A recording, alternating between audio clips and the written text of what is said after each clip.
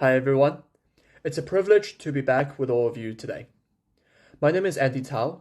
I was the Prime Minister's Scholar in 2023 and currently a third year medical student at the University of Auckland. And over the course of this forum, you've probably heard some very incredible insights about artificial intelligence from experts. You've seen how fast the technology is moving, how automation is reshaping industries, and how tools are changing as we work. It is exciting, it's really fast, and if we're completely honest, as parents and educators, it can be incredibly daunting.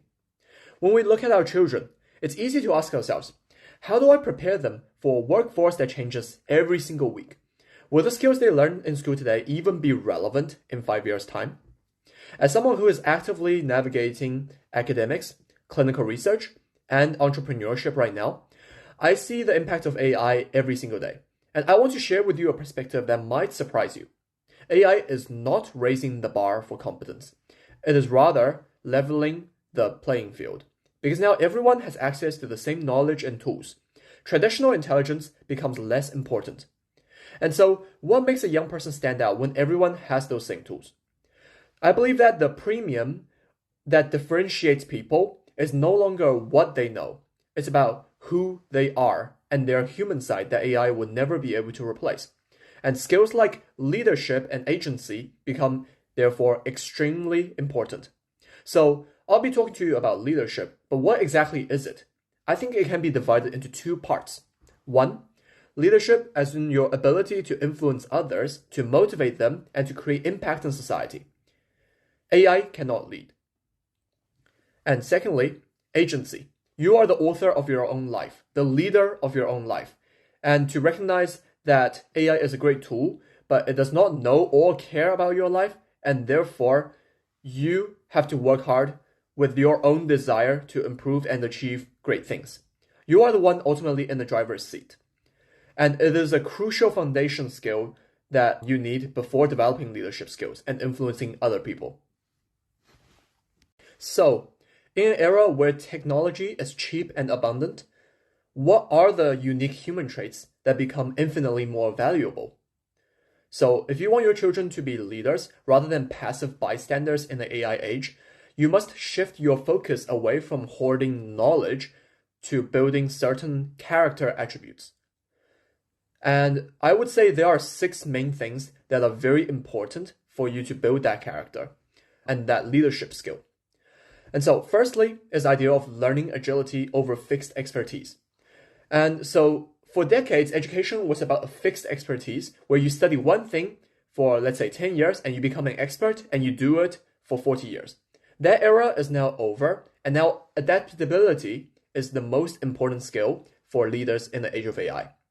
And true leaders, they don't have all the answers, but they have the best questions and they have a growth mindset in mind that allows them to learn a new tool today and then learn a different tool tomorrow and realize what is becoming obsolete and replace it with something that is better. They're able to navigate through continuous change without losing momentum to adapt to difficult situations in any field that you choose to work in. And maintaining a positive growth mindset and attitude throughout so that you can keep on working hard, not give up, and also inspire your team to do the same as you are. And secondly, communication or navigating what I call the human friction. This requires a lot of empathy skills and public speaking skills. AI can generate a flawless business plan or a corporate strategy, but it cannot stand in a room, look people in the eye, and inspire them to actually execute that plan. It cannot build trust. Only humans can. And so true leadership requires navigating this kind of human friction, the messy and the emotional and complex reality of the team dynamics, of resolving conflicts with your clients, and actually feeling an empathy and building a connection with people. And the people who are able to communicate with conviction and to listen with empathy and unite the team are the ones who ultimately will be directing the future of this world. And this is why skills like public speaking and speech making will become more important than ever in the future. And thirdly, I would like to talk about networking and teamwork. In this age, it's not really as much about what you know, but it's about who you know. And that's why having good friends and doing certain extracurriculars at school and building those connections becomes very, very important. Because knowing all those excellent people in the right fields can open up many doors and opportunities for you. And that is why if you look throughout like the presidents of the world, though they all have like really strong social skills. For example, Bill Clinton is always shaking other people's hands. And so in terms of how to build these leadership soft skills, I would recommend joining a club and working towards being a leader at school and doing activities like debating, Model United Nations to train your public speaking and communication skills, or also just engaging in team sports such as basketball or music bands at school, which would train your ability to work together with other people. And so the next three skills are firstly, accountability. I think that accountability represents that sense of responsibility when something goes wrong, that you don't blame it on external circumstances, but rather you think about how to improve yourself. So a lot of people, they blame it on external factors, right? They would say, oh, they have a bad teacher or an unfair exam or a lack of time. But if you want to be a truly strong leader, you will look inward at your own problems and think about, okay, what could I have done differently? How do I fix this issue? And when you shift your mindset from a victim to someone who takes accountability and is always thinking about improving yourself, your whole trajectory is going to change. You're going to stop making excuses and start creating the results that you want to see. Apart from accountability, I think initiative is also a super important skill. It's about moving from that passive consumer to the active creator. So because the barrier to entry to building things like apps, websites, etc. are now extremely low because of AI and technology, any young person no longer needs to wait for permission or to spend years building up that coding skill or building up a university degree to create that value in society. You can simply look at a problem in the community that needs to be solved and leverage digital AI tools and social media and to create a product or service that solves that societal issue to create that value. And I think that leadership as a result today belongs to people who are more willing to act, who are able to take control, even when the thing is likely to fail. Creators, builders, and self-starters, those are the people who look at technology not as an entertainment screen to consume, but as a lever to amplify their own voice and impact. I think those people are the most likely to succeed in this world. Just remember, the world rewards action, not thoughts. And finally, I think the most important skill, not just for any leader, but for any person, is resilience under pressure. And this is also speaking from my own personal story, because when I first came over to New Zealand, I couldn't speak any English, I couldn't understand anything in class, and I was stressing a lot. And as an introvert, it was really difficult for me to break through my comfort zone of actually speaking to other people in class. But I had to do it so that I would be able to, out of a need to survive, really. And so I went to the library every day and studied really hard, and I never gave up. And that was the attitude that made me eventually get into extension class in Westlake and made me Dux of Westlake and the Prime Minister Scholar. And without resilience, I would have given up on myself long ago and not achieved anything of value. And I think in this age, and for any young people, this is definitely the most important skill. And true leadership, you have to realize it is messy. It involves dealing with all sorts of conflict, facing public failure, humiliation in front of others, and maintaining a huge cognitive load without breaking down or burning out. And right now, I think many parents could be accidentally overprotecting their children from that friction and solving problems for them, looking after them, and smoothing out every single bump. But that leadership muscle, it only grows when fighting against resistance. And therefore, as educators and parents, we must let our kids face difficult dynamics so that they know how to face those tough times. Now I will tell you some of the things I personally did in high school to build my leadership skills. So in year 9, I didn't do too many extracurriculars. I joined choir and I did some basketball, but I later stopped because of COVID. But what I did do in year 10 was I joined debating, and that was one of the best decisions I ever made because it really trained my ability to think logically, to argue, and to speak under a lot of pressure. And it made me a much better public speaker and a communicator than I would have been. And I also joined some bands because I play the alto saxophone. I joined concert band, symphonic band, stage band, etc.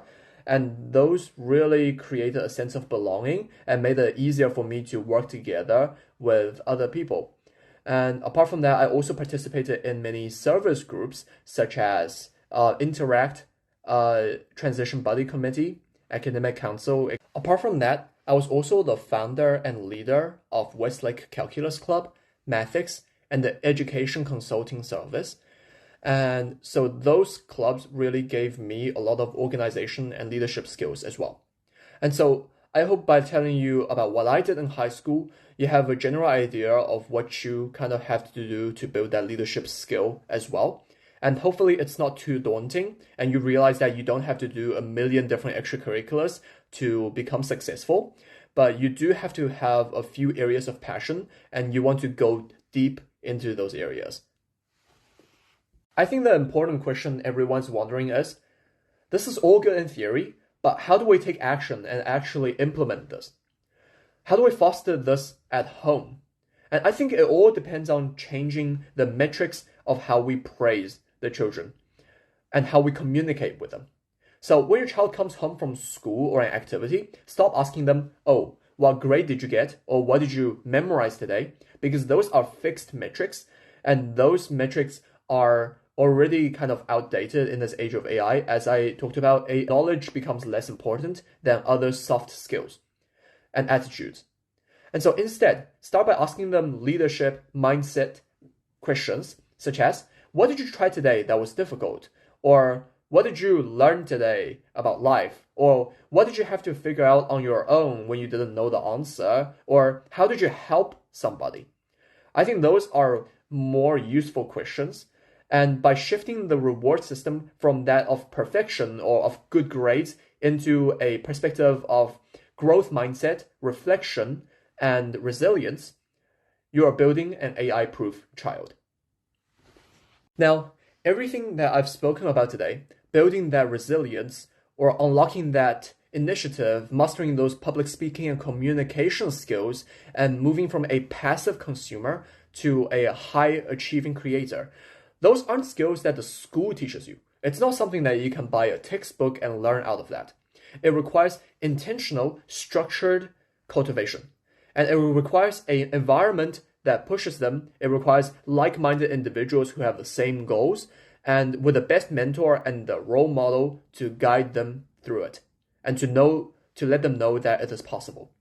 And that is why I am so very passionate about this space. And later on this year, we will be launching a youth leadership and a mindset program, and I will be leading this program myself. This is an intensive high-performance program, which is designed specifically for students who want to break out of the ordinary. And we would not teach them how to do a school test, how to do a calculus question, but instead, we will help them develop soft skills which are transferable. So the skills I mentioned, which includes things like motivation, mindset, leadership skills, study techniques, future goal setting, communication, and many, many other skills. I personally think that a program like this is much more valuable than traditional tutoring, where you might learn some English or some math, how to do some calculus questions, but that's not too useful on a larger macroscopic level, because traditional tutoring involves pushing a child to do more work or get them to slightly be better at a subject.